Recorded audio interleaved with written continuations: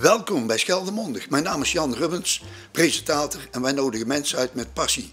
En deze keer passie voor presenteren en allerlei andere hobby's. Met wie heb ik het genoegen? Wim Kools. Wim, waar ben je geboren? Ik ben in Knokke geboren op 2 juni 2008. En waar woon je nu? Ik woon nu in Zuid-Zanden. En welke nationaliteit? Ben je Belg of ben je Nederlander? Ik ben Nederlands. Oké. Zeg, beschrijf even jouw familie, want de familie Kools is natuurlijk wel bekend hier bij RTV Scheldemond. Je pa, je ma? Mijn vader en mijn moeder, mijn zusje en mijn 2 broers. En hoe heette die? Chris en Joost. En dan mag je zusje ook even noemen natuurlijk. En Jet. Oké. Goed. Hoe ben je zo aan het presenteren begonnen? Vertel even in het kort aan de kijkers hoe dat gegaan is. Dat kwam eigenlijk door Joost. Want Joost die was hier al medewerker van RTV Scheldemond. Die filmde hier al en daardoor ben ik er ook komen filmen. En ben je ook bevangen door dat virus natuurlijk. Door dat virus ja, dat zeker. Maar hoe kom je nou als 12-jarige, want dat heb ik snel uitgerekend natuurlijk, al zo snel dat je al zoveel filmpjes gemaakt hebt? Vertel. Aan het begin was het gewoon de hele tijd uitleggen over de camera en montage. Maar om het uur daar wist ik niet echt iets te doen. En toevallig was mijn vader tarwe aan het dorsen. Oh ja? Dus daar ben ik toen gaan filmen. Oké, en nou heb jij een heel mooi schrift. Ja. Hou het er even bij. Laat even zien aan de camera. Woha, staat er. En wat staat er allemaal in? Vertel. Er staan hier allemaal kaartjes. Bijvoorbeeld Gert-Jan, voor nu en dan. Dankjewel. De Klompmakerij, gemeente Sluis, Geert Stro. Oh ja, daar heb je ook een heel mooi opname. Hier staat dus bijvoorbeeld allemaal dingen om te monteren. Ja. En wat staat er dan bijvoorbeeld? Wat staat er bijvoorbeeld bovenaan op de eerste regel? Of? Bovenaan de eerste regel. Het pijltje, daarmee kan je selecteren en vooruit plaatsen. Ik ga niet zo goed lezen. En dan is dat iets voor de computer dan? Dat is iets voor de computer dan? Ja, dat zeker. Dat is om filmpjes te monteren en aan elkaar te plakken en zo. En dus je doet met pijltjes en dan met tekeningen, eronder die tekening. Wat is dat? Hier, dit is het project. Dus hier staan bijvoorbeeld alle beeldjes in die ik heb gemaakt. Hier kan je die op bekijken. En dan zie je de tijdbalk. En dan kan je dus al die beeldjes achter elkaar opzetten. En dan kan je knippen en plakken. En dan kan je hier uiteindelijk het resultaat in bekijken. Nou, en laat nog eens een keer een bladzijde zien aan de kijkers alsjeblieft. Moet wel een beetje interessant zijn natuurlijk, hè? Ik denk dat je wel iets hebt. Dit is de voorbereiding. Ja? Van de Atelier de Test in Zuid-Zanden. Dat was mijn eerste filmpje met intro, outro en interview. En daarna staan er nog meer, hoor. Ja. En welke is deze? Brandweer in Oostburg. Ja. De roofvogeldemonstratie. De miniatuurtrekkertjes in Ede. Ja. En dat was het. Dat was het. Nou, er is nog plaats voor een heleboel presentaties. Maar even Wim, je hebt mij even toevertrouwd. Leg maar even neer alsjeblieft. Je hebt mij toevertrouwd dat je ook wil gaan interviewen. Ja. Ja, vertel. Ik wil graag ook studioopnames gaan opnemen. Dus binnenkort kunnen ze jou niet Jan Rubbens als presentator zien, maar Wim Kools. Ja. En heb je al een onderwerp gekozen? Ja, de reddingsbrigade van West-Vlaanderen. Daar heb ik ook al een heel mooi filmpje van gezien, hè? Ja. En hoe vaak is dat bekeken? Hou je dat een beetje bij? Niet echt eigenlijk. Nee, maar wel af en toe worden er toch wel duizenden keren bekeken, dacht ik, hè? Af en toe wel, ja. Ja. Hangt er ook. En je onderwerpen, kies je die altijd zelf? Of komt dat zo vanzelf? Meestal wel, maar soms komt het ook vanzelf. Bijvoorbeeld dan lezen we in de krant wat of dan horen we wat op het nieuws. En dan ga ik daar filmen soms. Ja, en hoe is nou jouw opleiding in time-out? Dat zie ik ook vaak. Wat doe je daar dan? Ik ga iedere maandag naar de time-out toe en meestal heb ik een filmpje bij me en dan ga ik dan daar monteren. Maar soms krijg ik ook uitleg over de camera of het montageproject zelf of ik leer wat anders bij. En wie doet dat dan? Joël Duinkerken. Oh ja, Ja, natuurlijk. Dat de coördinator. Coördinator, hè. Nou, we zijn nu niet in time-out. Dat hebben de mensen waarschijnlijk wel gezien. Maar we zijn te gast in het Ledeltheater. Ja. Heb je wel eens meer opgetreden in het Ledeltheater?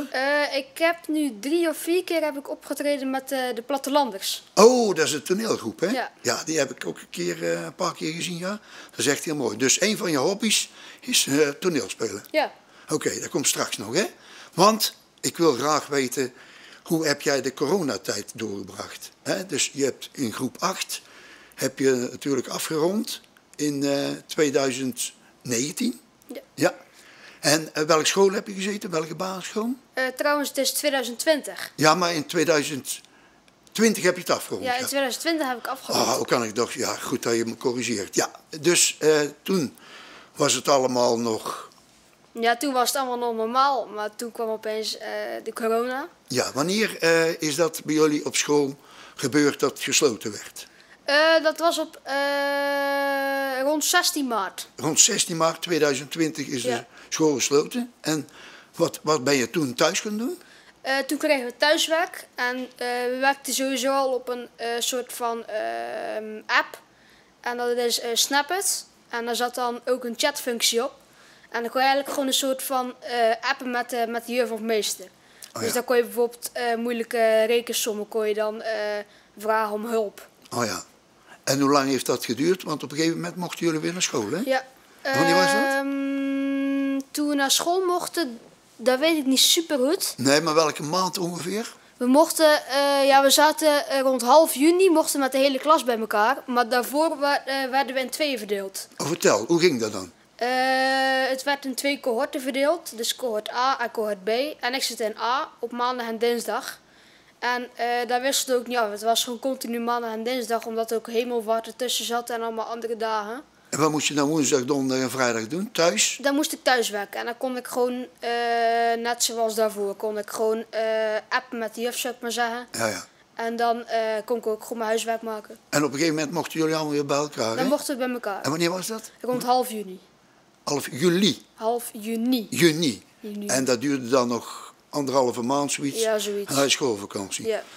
Maar dat moest je natuurlijk ook voorbereiden op de middelbare school, op het Swingcollege. Hoe ging dat?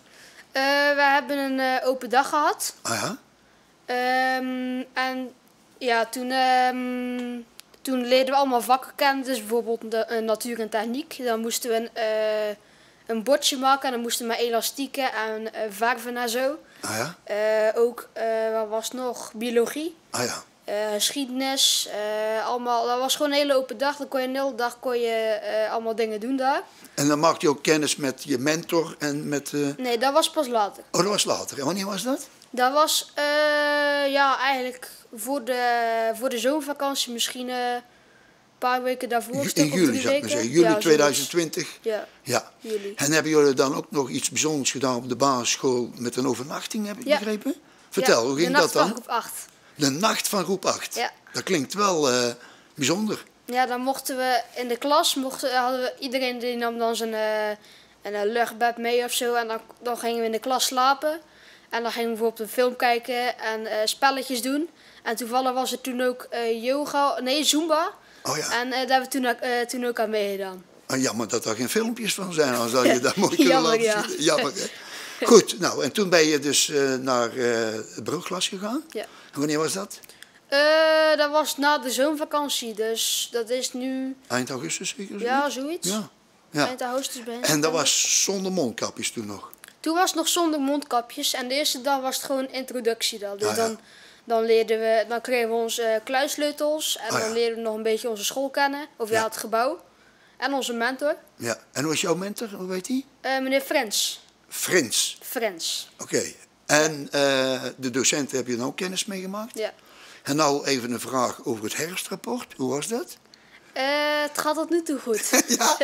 Ja. Kun je ook iets duidelijker zijn? Ik ken er maar 1 voldoende gehaald. En wat was dat voor? Voor Nederlands. Oh, oké. Ja, nou ik vind het Nederlands bijzonder goed, maar waarschijnlijk hebben ze geen interview afgenomen voor jou. Nee, dat niet. Jammer genoeg niet, nee. En wat was je beste vak? Wiskunde volgens mij. En wat had je? Maar dat had ik niet echt verwacht. Dat was voor mijn proefwerk had ik een 9,5 of zo. Zo. Maar dat had ik niet echt verwacht. En voor mijn laatste SO ook een 8,2. Ja. Maar vroeger was ik er niet echt super goed in. Nee, maar keurig gedaan dan, hè? Ja. Want toen kwam het moment dat er weer mondkapjes verplicht waren. Ja. En wanneer was dat? Ja, dat is een paar weken geleden, een stuk of 3 weken geleden. Ja, dus zeg maar in oktober. Ja, ongeveer half oktober. Ja. Maar aan het begin zeiden ze nog dat het niet verplicht was, dat het een soort van aanrading was. Oh ja. Dus, een advies, ja. Ja, advies. Dus sommigen liepen allemaal mondkapjes, maar niet heel veel. Nee. En later dan moesten we wel allemaal mondkapjes. En dat is alleen maar in de gangen en in de aula. Behalve als je moet eten natuurlijk, dan kan je met een mondkapje op. Nee, dat geloof ik, ja. Heel goed. Maar ja, dat was de school dan. Maar je hebt ook nog passie voor allerlei andere dingen. Ja. Laten we eerst eens de muziek nemen. Neem het er eens even bij als je wilt. Nou, wat is dat? Dat is een muziekstuk dat ik van Google heb gehaald. En welk instrument speel jij? Ik speel cornet. Dat is een soort trompet? Ja. En wat is het verschil tussen een trompet en een cornet? Een cornet klinkt volgens mij wel scherper. Oh. Ja. Maar dat is wel... en waarom heb je dat gekozen? Ja. Je moest wat kiezen. Ja, ik mocht wel kiezen. Niet moest. Nee, maar dat was eigenlijk gewoon begonnen door een muziekproject op school. En toen kreeg ik al een cornet. Ah. En dat vond ik heel leuk. Dus daarom koos ik eigenlijk voor een cornet. Ja. En speel je dan ook met anderen samen? Of is dat gewoon... Ik speel bij muziekvereniging Excelsior. En ja, dat is mijn andere. En eerst speelde ik bij de Notenkrakkers en nu ook echt bij Excelsior. En ik volg muziekles in België. Oh, en waar is dat? Dat is op Maak. In Knokken. In Knokken. En is dat 1 of 2 keer per week? Dat is 2 keer per week. Dus op de... Oh nee, 1 keer per week. Dat is op de donderdag. Ja? En dan heb ik eerst gewoon instrumentles. Dus dan met mijn cornet. En daarna 2 uur samenspel. Oh, leuk zeg. En optredens, die zijn door corona natuurlijk nog niet doorgegaan. Jammer. Goed, dan heb je nog een hobby. Ja. En dat is? Toneelspelen. Ah, kijk, daar hebben we het al over gehad. De plattelanders. plattelanders. Vertel. Wat was je rol in Circus Fantastico? Ik was een leeuwentemmer zonder leeuwen. Geweldig. En ja, dat is toen nog allemaal doorgegaan, hè? Want dat was allemaal voor corona, of niet? Nee, dit gaat ook niet meer door. Oh, dit is eigenlijk... je hebt je rol geleerd? Ja, we waren nog maar een stuk of 3-4 weken bezig. Oh ja. En dus, wanneer zouden de optredens gepland zijn?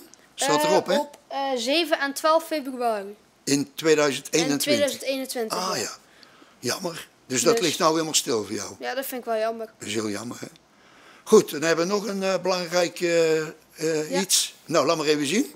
Ik heb een flippers bij. Ja, voor de reddingsbrigade. Ja. Die heb je al geïnterviewd voor een filmpje. En dan binnenkort ga je dan... En wie ga je dan interviewen? Janine Christiaanse. En is dat de voorzitter? Of Dat is de voorzitter van de reddingsbrigade, ja. En ze is ook technisch instructeur. Oké, dus beide. En hoe hard ga je nou op de 25 meter? Ik moet nu 30 seconden voor een baantje zwemmen en ik kan ongeveer 20. En is dat op je rug of op je... Ja, gewoon borstkrol. Borstkrol, maar niet op je rug? Nee. Gewoon borstkrol. En heb jij dan nog meer hobby's? Dat je zegt van... Meer hobby's, ja. Een beetje tv kijken en op de telefoon natuurlijk. Ja. En ook... ja, wat nog? Ja.